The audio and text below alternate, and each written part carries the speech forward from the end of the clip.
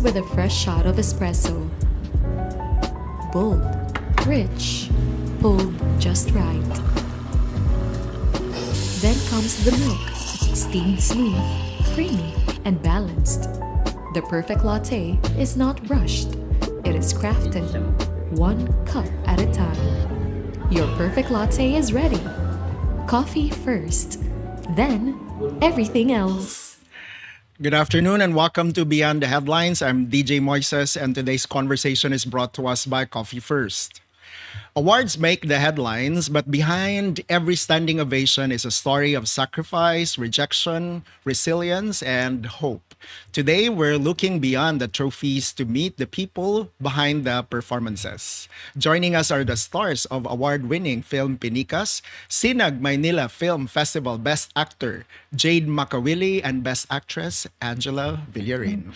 Hello. Thank you so much, bro. Thank you for having us. It looked like we have an audience now. Sige. So, Jade and Angela, welcome to Beyond the Headlines and congratulations to your win. Thank you so much. Welcome. Anyway, It's for the Bisaya. yeah, sige. So, let's talk about the winning moment first now. So, when you first learned, so this is for both of you, that you won Best Actress and you won Best Actor, what was inside your mind at that time? Can I go first? Gonna go first. Yeah, I can go first. Okay. For me, I was not in that area. Like, wala ako sa award ceremony. I was in Qatar during that time. So I was just watching live, to be honest. And actually, I don't have any expectations. We were just thankful that Sinag Maynila gave us the opportunity nga ma-appeal me. Kami ra ang only Visaya film on that category. So I had no expectations for me. So it was really a total shock for me because I know the actors and actresses that we're competing with. So ako expectations because Who were competing with? Sino? RC Munoz and some of the legends ng mga indie film actress. So I'm like, no expectation. I was just praying the night before that. So I was like, Lord, if you give it to me, like things like that. So yeah, for me, it's more of like a total shock. Like, I didn't even have anything to say. I'm like, wow, I'm just so You grateful. did not even go home. I didn't even go home. Yeah. I wanted to go home, to be honest, but because of everything, yeah. And then what about you, Jade? Same here, wala po gi-expect. Though na ako dito, but yeah, kana ganing underdog feeling kay since we're only the Bisaya team, Bisaya film. And kanang Bisaya ka nga maadto kag Manila, like marag normal feeling man siguro nga di siguro tamo daw gani malipay. Nalipay na lang nato nga naka-appeal mi sa lineup. And yeah, from the moment nga nakadungog ko sa akong name, Best Actor Award goes to like Jade Makawili. I don't know what to feel. I don't know what to react. But did Like- you have your acceptance speech ready? No, of Oh, no. course. Because I did not expect. Okay, continue. And then, Actually, wala nagkadimaw akong si pangalan ni. acceptance Speech speech. mo. Acceptance speech kay, yeah, naghilak ra ko sa kalipay. So, sige, tell us more about what the film is about. So, any of you or both of you can answer the question. Angela can answer that since it's the life story of Maya, Maya, yeah. which she Yeah, so Portrayed. Yeah, I'm portraying the role of Maya. So basically, the story revolves around becoming of a woman. So it's about the story of Maya, how she navigates her life through making decisions, like typical poor Filipina, like struggling Filipina. So it's basically rediscovering herself, but at the same time understanding there are a lot of like hard choices to make, and how like murag ang story nag-revolve around how is she going to make those choices and how will it affect her life. So na siya choices between her family, her dreams, her love. So that's the struggle of this. That's how the story revolves around like Maya's life sa kanang aspect. What about you, Jade? No, were you the dream, the family, or the love? the love. Sige, tell us about your character. In the Abinawag Pinikas, family. In Pinikas. Okay, continue. Okay. In Pinikas, sutor ko niya sa film. Which, na ako'y karibal, let's just say, nga apam. So this is the triangle. A fam is the dream or the family? Just kidding. It's a different dream. It's a personal dream. It's a personal. Okay, continue. Yeah. Going back to you, Jade. So, yeah, usa ko kang mananagat dito sa film. And kana manguyabay ni Maya, which is ni Angela sa movie. And di lang ko mo dig deep good sa background. I just want people to watch soon in cinemas here in Cebu. Sige, so now the film, as you've mentioned, is also a representation of Visayas and even Mindanao. Investment. So how important is it for both of you to tell this story from that perspective? No? I think for me, given that the film itself is written, directed, and all the people behind the camera, most of them are from Visayas and Mindanao. All of them. Yeah, all of them. Okay, all of them. Shout out. And even the actors as well. I think as a Cebuano, Visayas, and people from Mindanao as well. It's really a big thing for us because we don't really get to be recognized that much. And we have a lot of great talents in Visayas and Mindanao. And being able to have this recognition is such a eye-opening for the people even in Luzon that there are talents in Visayas and Mindanao. And we want to cater that and we want to show them that we're also capable of producing a film that actually make people seen. And a lot of people who saw it like really told us nga they felt seen and they felt like it's really an actual thing that happened in real life nga only us Visayas and people in Mindanao can tell the story because this is actually our story. It's for everyone. And sige, you want to say something? I think nasulti naman. So, thank you. Sige, so I have a question for you, but a similar question eventually for Angela also. So before, because now you're nationally recognized now, but before the recognition happened, who was Jade now? Before the recognition? Before the recognition, Jade is just a ordinary human being, a barber, a local artist. And yeah, parang soul feeding kaayo kay kato naabot mi Manila, naabot mi sa Hall of Fame. Let's just say nga naka-daog mi ng award, naka-atbang mi mga banggiitan. Dili sad wala nagpasabot nga mas maayo mi nila. Honor lang kayo nga nakauban na mo sila sa usa ka contest or like film fest. Jade before is just a ordinary human being. Sige, so because you mentioned you're a barber and you're also into music. No? Yeah. Can you articulate more about how these some of these spaces fit into your life as Jade and into your life as an actor? As a musician, music man good is dihan ako ginabutang ako ang mga feelings, mga unsaid words, like kung magmaoy ko, kung nakoy dream nga gusto na kong maabot, then di na ko ma-express sa usa ka tawo nga, or like ma-express na ko into music, ma-express na ko sa kalibutan, magbuhat ko kanta about dream, magbuhat ko about love. So it's like storytelling. And then for the barber space. The barber space is, though I'm also passionate about it, but yeah, di po na ko siya mabiyaan good kay somehow happy ko and feeds my stomach. Maybe you can tell them promote All right. no? The barber shop. Aesthetic by Jade. Shout out to my team. Yan, Miggy, Polas, Fritch, Oinin, and Shark, Marmar, Dominic. Shout out sa inyo. Aesthetic by Jade. Nakalocate lang na siya sa Siloy Street, Basak San Nicolas, Cebu City. And ma-search po niyo sa Google Maps, Aesthetic by Jade. Yeah, that's all. Sige, so now let's move to Angela. So outside acting, what do you do, Mansad? So currently I am an international flight attendant. So I work in the Middle East, flight attendant. But aside from being a flight attendant, I'm just really a typical daughter. I'm a daughter, I'm a sister. And yeah, mura dyan ako basta. And then how is your being an international flight attendant fit into the world of acting? Yeah, I think to be honest, flight attendant just happened like unexpectedly. I didn't really want to be there, but it was like a blessing that was given to me, an opportunity. So I just took the chance.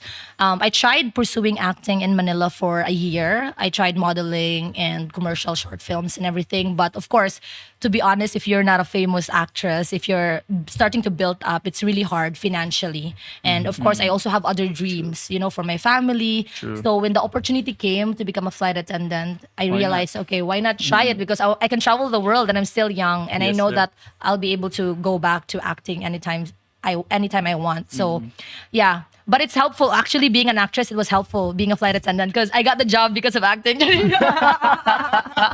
I showed them like, during the interview process and everything, I showed them like, The acting. no, I'm not acting, but You're I was able to compose myself. Like I was able to show them what they're looking for. Wow.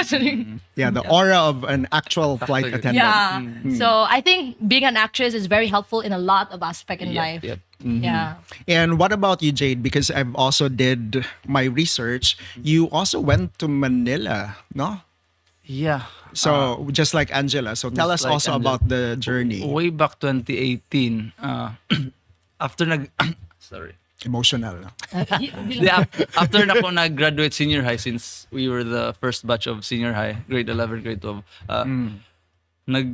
nag-decide to go kay, since my family is supporting me also what I want to do. Nag-decide ko nga maadtog Manila, mo try sa ako ang acting career. So yeah, nag-try ko. Actually, almost ko nadala sa PBB 2018. Batch nila Seth Fidelin. Naka-taping ko ato sa sorry. Emotional, no? Naka-taping ko ato sa ABS 2018.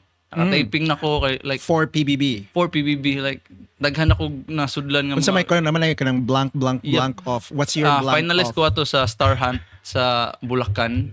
Ah. And then second callback dito sa PBB basketball court. And third is katong taping na sa ABS, which is kanang mo show na gud sa TV ba after taping, and then di pa man din na sure bisag naka-taping na ka di man na siya kuan nga How many were you naman in this 100 100 nationwide. No, when who had the taping? Yep, 100. Okay, then yes, matangtang din yapon. Continue and then And yeah, aside from that, mo gito akong gihope gyud dito pag abot ng Manila kay nahatagan ko opportunity nga na finalist sa Bulacan nga nakaila si Direk Jogi na ko. And yeah, maora man siguro. okay.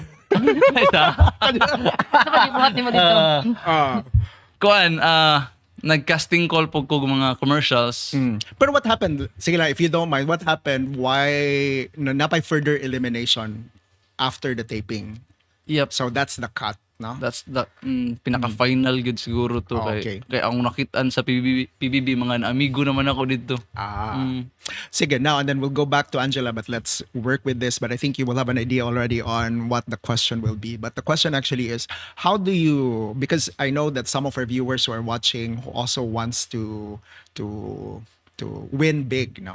In the entertainment industry, and they also want to be actors. But in your case, Jade, and then we'll go to Angela later, how do you normally deal with no as an answer? Because I think that's not an easy pill to swallow. At first, katong immature pa ta. I mean, lisod gid siya i-swallow ang no, but in the long run, murag, okay, mao mong gining life. Bis dili lang sa acting. Dili tanang gusto ni mo makuha murag inana gani. So at least you've tried. Ano lang. And what about for you, Angela? No, you're winning. Both of you are winning as an actor, but there was also a time that you went to Manila, try it out, and had to deal with no's also. So how do you deal and manage your feelings? Yeah. I think what people should know is, especially in entertainment industry or in life in general, there's more no's than yeses actually. So I think if you really want to succeed in life, you just have to keep going and keep doing what you love to do. So for me, how I navigate it, I'm just lucky that I have a very supportive family with me, and I'm very confident as a woman as well. I know that if an opportunity doesn't come my way, it's not for me, it's meant for someone else, and I want to celebrate other people's success as well. So for me, it's like really something not a big deal for me. It's painful, yes. I cry about it. If every time I receive a no, I self-pity about it, but it's just a 1 hour thing, and then I get back on my feet and just continue. Yeah. Because I believe that if it's meant to happen, it will happen, and I'll be grateful and I'll be honored to receive it. And if it's like a no, if it's a big no, even if it's small no, it's like it's okay. May rason ng tanan. Yeah. No, actually, sige, at least before I move to the next question, the reason why it also resonated to me, because I would agree, no, in every aspect in life, we always have to deal with no no. as an answer, even in our family, no, no is also an answer. And there's one piece that you actually said, which I also can relate, because it's good to acknowledge the emotion. Okay, some people, they just show it, no, but that's not healthy. But I also give myself a deadline. Nah, I'll just deal with this for the next 2 Feel it. days or the next 3 days, and then after that, Move on. my gosh, let's move on. Yeah. Yeah, true. Sige, so now whether it's kanang sa imong case, whether it's acting or modeling or even in your career right now, and the same for you, Jade, no, what's your decision making point, man, when you would say na this particular dream is still worth pursuing, or this is already time for me to move towards other dreams? Okay, di ba, kanami mo sila try and try until you succeed, but sometimes there's also a point that maybe I'll be more successful somewhere I know else. So unsa may imong line, no, when you say this is still worth pursuing or time to do something else? Okay. So since katugaw na akong acting sa music o sa barbering. And kaning Pinikas gyud nag-hold on gyud ko ani nga project. Like I was like looking forward ani nga project kay 6 years in the making man ni. So 6 years in the making, and then after shooting, daghan na kay nahitabo na flight attendant na si Angela, ako nag-focus ako sa barbering and then music. There's a part of me nga napakoy chance sa acting world, kay if magawa sila ning Pinikas, kay nagbilib gyud ko ning Pinikas nga project. And Which happened. Praise God. And kato pagdaog sa best actor, nakaingon ko, okay, thank you Lord, napajuday ko yung chance aning industry. And walang ako lang sang gi-enjoy ang akong moment, kay om jud kabaw unsay may tabuog ana lang. And how about for you? I think for me, I believe that there's a season for everything. So for me, it's not more of like, you question about boundaries or limitations, right? When it comes to pursuing a dream. So that's what happened when I pursued flight attendant. Because I was really on fire when I was in Manila doing all the commercials and short films.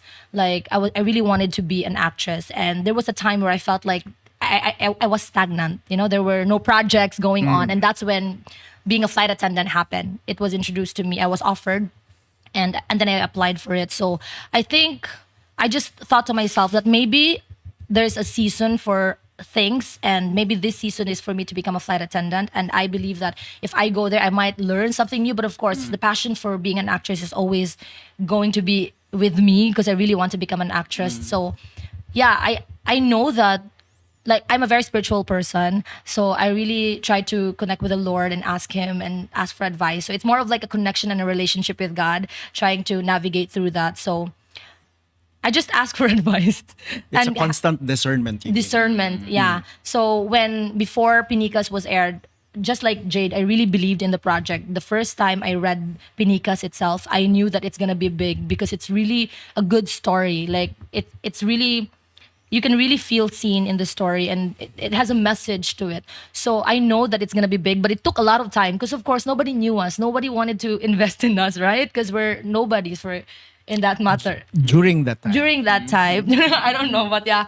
So I just trusted the Lord. And when we won Best Actor and Best Actress, it was really more of like an eye-opening for me, and a realization that like there's still space for me in the acting world. I still have a chance to be an actor. So yeah, it's more of like timing, seasons, and all of that. So if you feel like there are a lot of like setbacks, it might be a time for you to reflect and like, but not all the time. It depends on the situation as well, because I don't want people to also give up just because things are hard, because it shouldn't be like that. But it's more of like seasons. There are seasons in our life where we need to pause or we need to go and get it. I would agree. No, it's a constant discernment because there are also moments. I think for both of you, like Pinikas, when lisod sad kayo nga, you could have been so close to it, and then you gave up. Diba? Sayang. Which, as we now know, it was actually worth pursuing Yeah. after all, in spite of the setbacks that you both face. So, how did winning now change the way you look at yourself and your career? Now, let's start with you, Jade. Ang pressure mo sa ako yun. Niinom na I kag-tubig. think So. kuan lang. Okay, sige. Normal lang gihapon ang akong feeling. Mm. Like kung unsa akong tan-aw sa una sa akong kagalingon sa wala pa na best actor, maura gihapon karon. And and then kuan lang. Dako lang pasalamat kay after that nakadaot ko mga opportunity which is naka-project ko sa Thailand o kuan vertical series after that. When you say vertical series, what does that mean? Vertical series like kanang what you can see real short like reels. drama box Oh. like that. Mm. So vertical series, Korean production to siya, and I was the only Filipino on that project. And yeah, that changes my life, I think. And this is after you won. After I won, And how about for you, Angela? I think it's the same thing as well. For me, nothing really changed. It's more of like a recognition at the same time. It's just a feeling of like, okay, my hard work was paid off. And I'm grateful for that. But of course, I need to understand that that recognition requires a lot of responsibility for me to keep going. So, yeah, to keep it short like that. Yeah, for me, yeah, same. More on the only thing that changes actually is the connection. The connection widen. A lot of people try to contact us now, communicate with us. But of course, because of my schedule, a lot of people try to get me in certain projects. But because of the circumstances I'm in right now, there's a lot of things that now I can't commit as well, but I'm trying. I'm trying to find my leaves to find time for shooting. Yeah. And then now let's also move closer towards realities now because kanang receiving no is part of show business. No, the other thing also is about what are the aspects about the industry, man said, that you wish kanang if viewers are watching and they wish to pursue this route, what are certain aspects of the industry also that not many outsiders like me know that they should be aware before they get into show business? go on, Angel. I think for me, I just want to say that if you really want to pursue the entertainment industry in general, it requires a lot of patience, hard work, dedication, sleepless nights, and yeah, I think it's and the same as all the other jobs out there. It's a hard job, but of course this one is more very public, right? So it's very hard. But I think if you really want to pursue it, it should come from the inside. You should have a passion for it. Because if you don't have a passion for it, you just want to be famous, you just want to have the money, I'm gonna tell you, it will drain you. Because it's not enough to satisfy you. It should be from your heart if you really want it. Just like for me, when I started acting, I thought, I didn't even know that you can earn from acting. I just love acting because ever since I was a child, I just like to act, I'm just OA like that. So yeah, I think just make sure that deep down in yourself, you really, really, really want it because it's really a hard game. A lot of competitions, not towards other people, but to yourself because a lot of projects and there will be a lot of no's. So they just have to be really strong and really find it in their heart that they really want to do this so that if things doesn't go their way, it will not be so painful for them.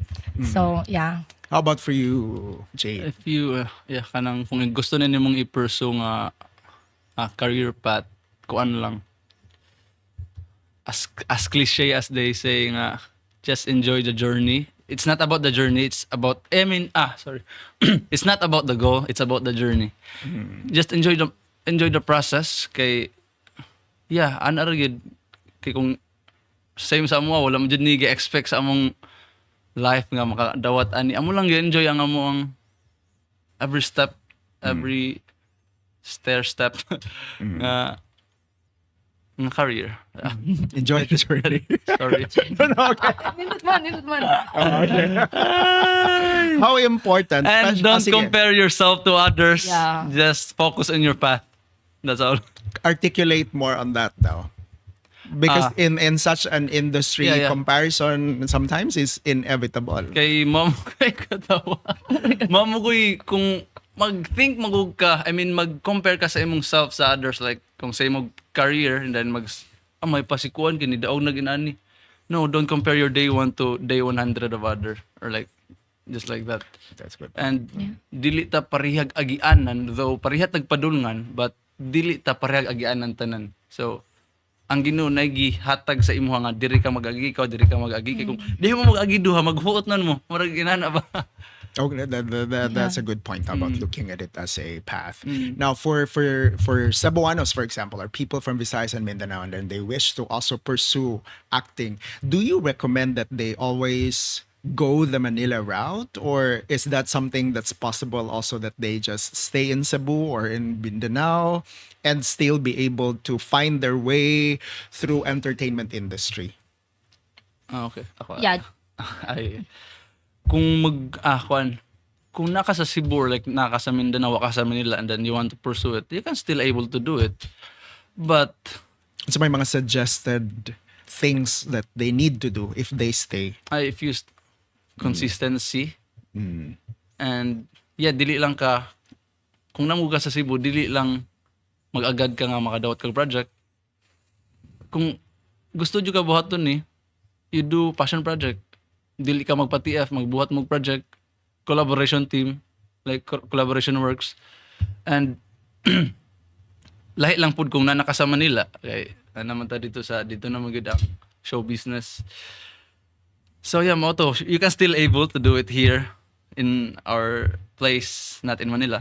And lahi lang sad kung nanagyo ka dito sa Manila. Ana ra.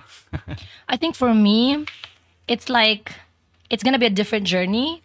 If you're gonna start in Cebu or Visayas and Mindanao, for example, it's gonna take a while compared to Manila. To be honest, that's the sad reality.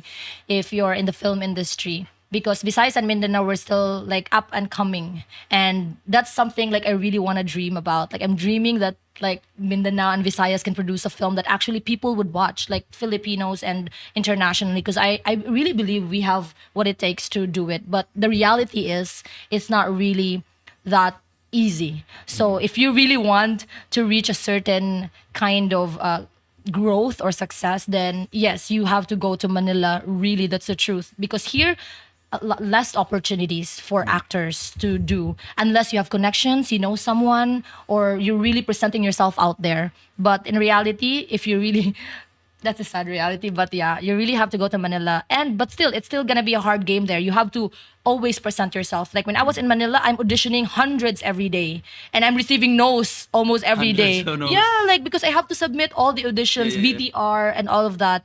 Yeah, because nobody knows you, and especially if you're from Visayas, Mindanao, like it's like a hard game. So that's why I think also I want people to understand that in like the entertainment industry, people see only the good side. They only see the awards or The the day red 100. carpets. Yeah, the day 100. But in reality, those are just the gist of it. The real work is actually in the process, what Jade said. That's where it all boils down to having that success. So How important is it to have a manager? very important, to be honest, I think. But we don't have manager. Sige, Yeah. articulate more on that. Yeah, I think when I was in Manila, that's when I realized, wow, managers would get you to places and doors and opportunities that you don't even know exist because they have connections, they know people. And when I was there, I don't even have a manager. I was doing commercials like Gcash, Dunkin' Donut, and all of that. I don't have a manager, but I know people because of certain works that I do. So yeah, connection again is very important because every time I work with someone, they connect me with people. But since I don't have a manager, it's slower for me. It's more of really hard work.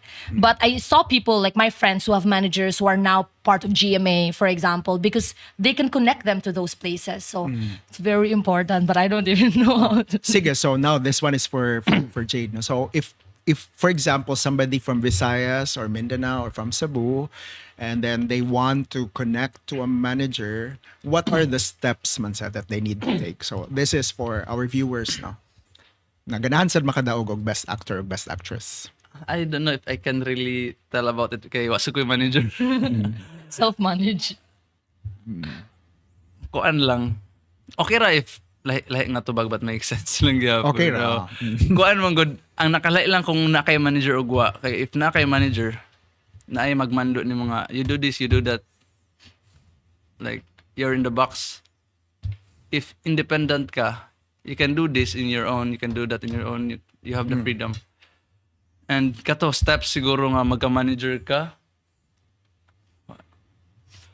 Do a lot of Maybe, projects for them to discover you. I don't know. So is Build that yourself- something that you also need to audition? Build yourself siguro at first. Portfolio To get noticed. To get noticed and until na mo kuha ni mga manager, na mo manage mo. Sometimes they just message you. Okay, sige. And then last lang on this area, no. Kinang what would be the steps man sad? Like for example, somebody who just finished college who's watching, kay bago pa ba ang graduation season, or somebody who just kanang finished senior high, no, who are watching and then they wish to explore this side. Kamo, this is for both of you. Unsay masuggest ninyo nga steps for them? Masuggest nga step. Murag one gid sila karon nag like this. Like nananaw gid sila. Unsa step Like, ani no? Step Kung 1. gusto sa mga pursue sa acting. Yeah. Yes. Audition yun number 1. Mao lang yun na kay sa mga wala may naka-advise na mga good and unsay buhaton sa step nga nung naabot mi diri. Kuan siguro since maka-advise me audition and then do your best sa audition and be good to people. Like be kind, treat people with kindness kay in this industry not just being good actor, being good actress. It should have to be a good person, like good human being. Kay bay di ka makakuha og project bay kung maayo lang ka. Bisag unsa pa ka maayo basta bullshit. I mean sorry. Basta BS. basta kuan last manners ka. Wag ka. Wa kay padulungan. Just be good. Ano siguro? I think for me, like practical step that I actually did, I went to Facebook and like audition in Manila. Like when I was in Manila, I like audition and then I joined a group. Like there's a lot of group of auditioning. Yeah. So first maybe you can find on Facebook. That's where I found it. Like audition, things like that. And once you audition, that's where like character comes in. That's what Jade said. Na it's really important to have like good character, like good work ethics as well. Because once you start, for example, one project, that one project can lead you to a different projects because of how you work. So I think that's one thing. And then, yeah, maybe hard work is very important as well because you need to really be attentive and submit almost every day. Yeah, I think that's one of the advice I can give them. And then just continue it. And character, yeah. And kuan said bisag unsa pa nakagamay nga project do your best. Ayaw guna na nga di ako nitarongon kay Yeah. gamay man nga project di man ni ana kay kana nga gamay nga project wa ka ba katong direct ana maka buhat to siya og nindot kayo nga film and the next and then nakita kanya nga maayo ka. So nagyabo kay door ato for the next one. Yeah. Never close doors. Ano siguro? So sige, now let's go back to the winning moment. So the moment after you delivered your acceptance speech, no, and in your case after you learned that you won, who was the first person you talked to? Like after Lisod kay kong before. Before holding it up.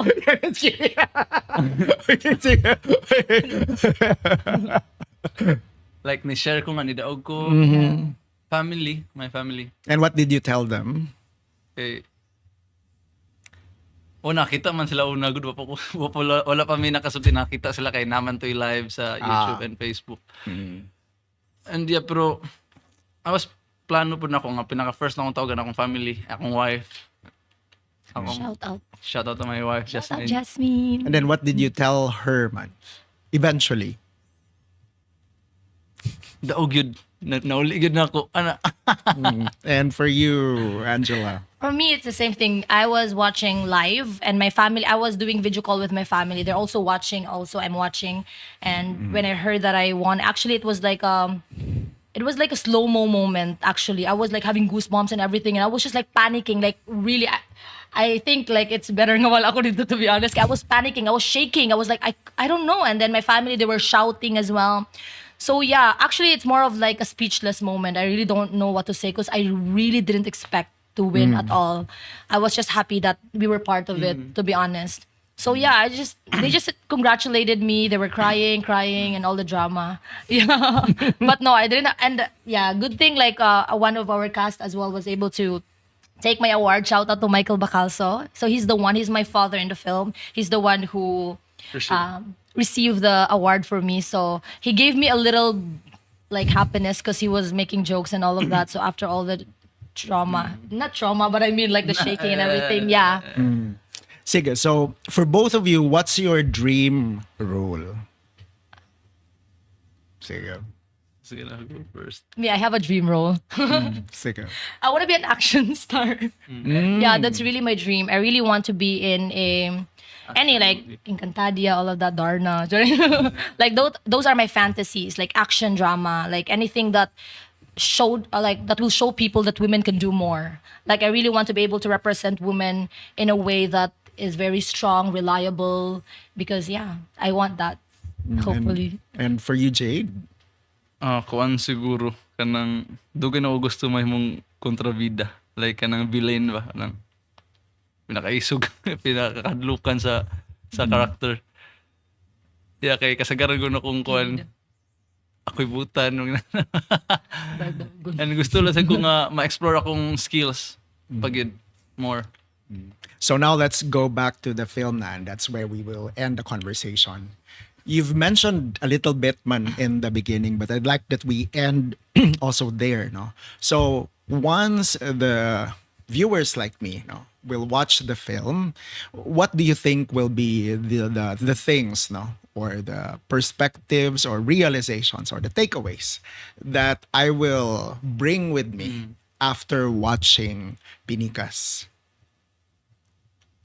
Okay, after ka mo watch og Pinikas, siguro mas malove nimo imong family. And yeah, mas magbitbit ka sa feeling nga mahanging ka when it comes to love, and then when it comes to family pud kay kato mas ma-intact ka sa imong family, mas ma-realize mo nga okay, family gid ay may unahon gid mo sa bisag unsap na katbang. I think for me, it's gonna be more of like, I want people to understand that the reason why a lot of people are struggling to make decisions. The gist of the film is about family, love, dreams, and all of that. But in reality, the film also tackles about poverty and how hard it is to have a difficult life. And yes, people might say that, oh, you have to choose your family, you have to choose certain things. But in reality, if you have the advantage, if you are not struggling in real life, you don't actually have to choose between family and dreams. And those are what privileged people have. Where Maya, for example, on the other hand, she doesn't really have a choice. She needs to make a decision because she's struggling. So I hope what people can get out of it is like the realities of what actual real Filipino go through on a day-to-day basis, and that it shouldn't be normalized. But of course, in reality, we have a lot of those. And I hope it's a wake-up call to a lot of people that yes, we have our family, we have our dreams, but hopefully it would be more of a motivation that we don't want to experience that, and we don't want our kids to experience that. So we have to really work hard. And yeah, if you watch the film, you will see how Maya's father go through life. And of course, I wouldn't wish other people to experience that. Shout out to Tatay. But yeah, more so of the realities of typical Filipinos' life here in the Philippines. And hopefully there will be changes, or there will be more of like a motivation for them to have a different way of life, that hopefully that they don't have to choose between those things, because you don't actually have to choose. You know, you can do both at the same time if you really have the opportunities. Yeah. Sige, so how can our viewers catch or watch Pinikas? Okay. Ang Pinikas is showing pa siya karon sa Canada, kay nakapil siya og film fest sa Canada.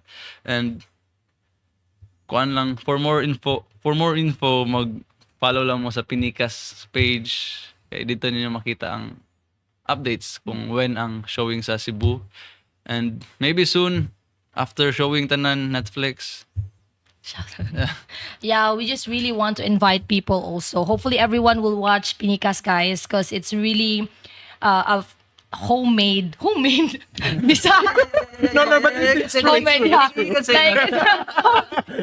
it's a Cebu, a Visayas and Mindanao film made. So I feel like I'm really encouraging everyone to watch and support it because I think it's a stepping stone for us to be seen and heard on a much more wider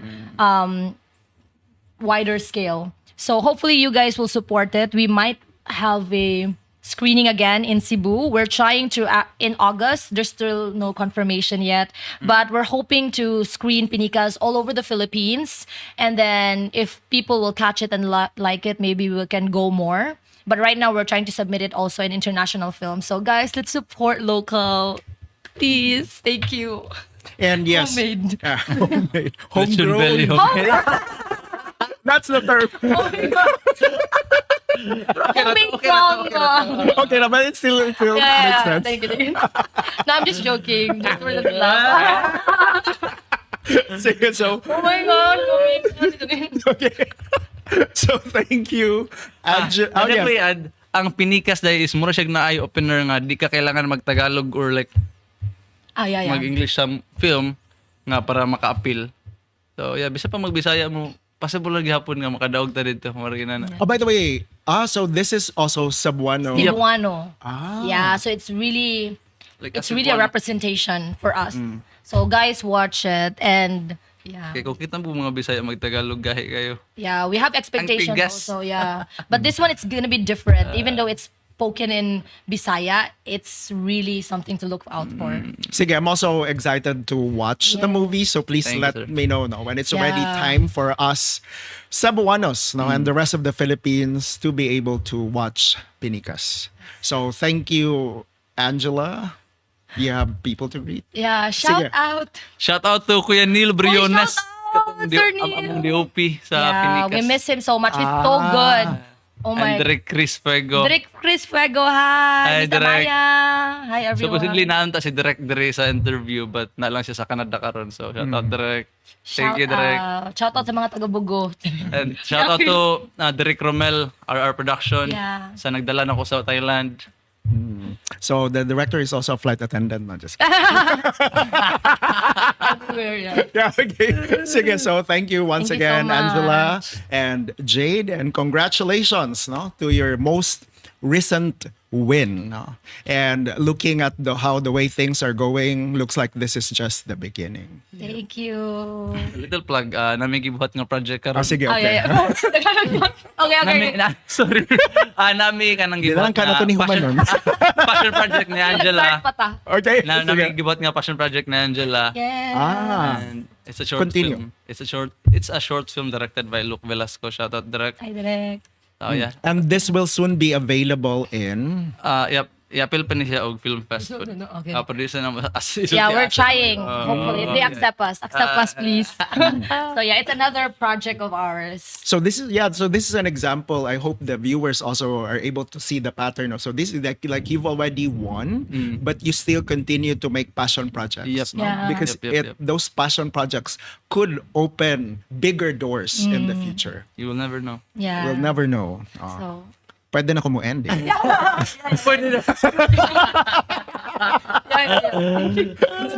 So thank you once again and congratulations. Thank you so thank much, you so Mr. much, DJ. Mr. DJ. And thank you to Coffee First for supporting conversations that matter. So success is rarely a single moment. It's the result of countless auditions, sacrifices, belief, and the courage to keep going. So I'm DJ Moises. Headlines tell us what happened. Understanding tells us why it matters. So let's look deeper and think better. So this is Beyond the Headlines. Have a good afternoon.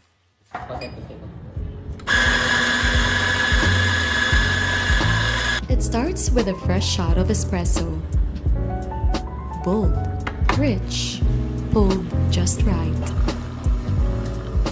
Then comes the milk, steamed smooth, creamy, and balanced. The perfect latte is not rushed. It is crafted, one cup at a time. Your perfect latte is ready. Coffee first, then everything else.